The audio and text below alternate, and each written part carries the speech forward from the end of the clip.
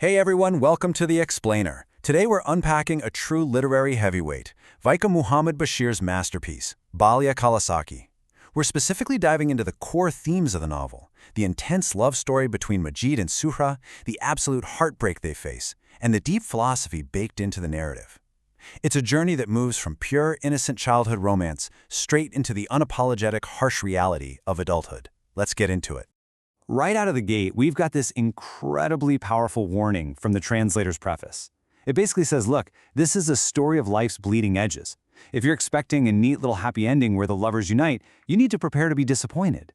I mean, wow, right? It just immediately sets the stage. No fairy tales here, just authentic, gritty, raw life. Section 1. Bashir's realistic world. To really get why this tragedy hits so hard, you have to understand the guy who wrote it. Vaikom Muhammad Bashir wasn't someone just sitting in an ivory tower dreaming up stories. No, he was a freedom fighter who spent time in prison. He was a wanderer who traveled all over India, Africa, and Arabia. He worked literally every odd job you can think of, from washing dishes in a hotel to actually living as a Sufi ascetic in the Himalayas. So all that unromanticized, gritty life experience, he poured that straight into his characters. That's why they feel so unbelievably real. Section 2. Majid and Suhra's childhood. So let's look at our main characters. Right from the start, it's a massive study in contrasts. You've got Majid, this 9-year-old kid whose dad is a wealthy timber merchant, and yeah, he carries a little bit of that privileged arrogance around with him. Then you've got Suhra. She's 7, comes from a really poor family, but she is absolutely fearless. When Majid tries to boss her around, especially when they're fighting over mangoes, she doesn't back down for a second. She's known to fiercely fight back, literally using her fingernails to leave her mark on him. But you know, despite all the scratching and squabbling, that rivalry actually turns into this really deep affection. They start building a little garden together with colored stones, and it's during this super innocent playtime that Majid starts spinning these grand dreams. He talks about building a golden palace that reaches all the way to the sky for his princess Suhra. It's just a beautiful, utopian kid dream, right? Completely ignoring the massive social and economic walls that actually stand between them. Now, this next part is fascinating. A super basic math question asked in Majid's classroom actually turns into the philosophical anchor for the whole story. The teacher simply asks him, what is 1 plus 1? Well, Majid doesn't say 2. His answer is a little bigger one. Think about that. He figures if 2 rivers flow into each other, they don't become 2 rivers, they just become one slightly bigger river. Now, of course, he gets a severe beating from the teacher for this, but on a poetic level, it is absolute brilliance. It perfectly captures his worldview.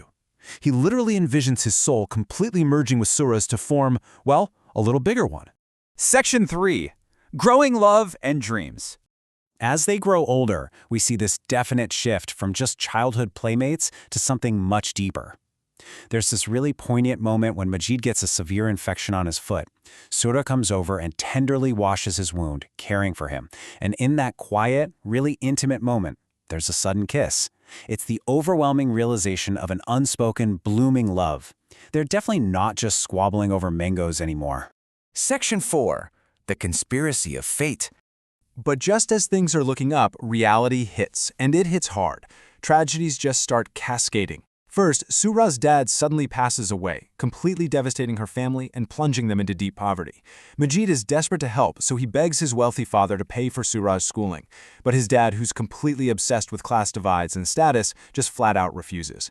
This blows up into a huge violent confrontation, his father beats him, and it ultimately ends with Majid running away from home entirely. Section 5. Majid leaving home. So suddenly stripped of all that wealthy privilege, Majid spends the next 9 years just wandering. And this mirrors the author Bashir's own life so closely. Majid travels insane distances. He works terrible, harsh jobs. He's a hotel worker, an office peon. He hangs around with political figures, and sometimes he's literally just a homeless wanderer. He's experiencing the gritty, unromantic, absolute bare-bones reality of survival. And during all this wandering, seeing humanity in all these different cities and landscapes, Majid realizes this pretty bleak philosophical truth. He sees that no matter where you go, rich or poor, human life everywhere is fundamentally tied to the exact same mundane, tragic cycle. It's just birth, an immense struggle to survive, and then death. That's the whole shebang. Section 6. The tragic ends of love. Armed with this sobering worldview, Majid finally returns home, hoping for peace. But the ultimate tragedy is waiting for him. he comes back to absolute devastation. His father's timber business, completely bankrupt. All the wealth that made his dad so arrogant is entirely gone. His sisters are stuck unmarried because they're now totally broke. And then, the most crushing blow of all. To survive her own desperate poverty, Suha has been married off to a butcher.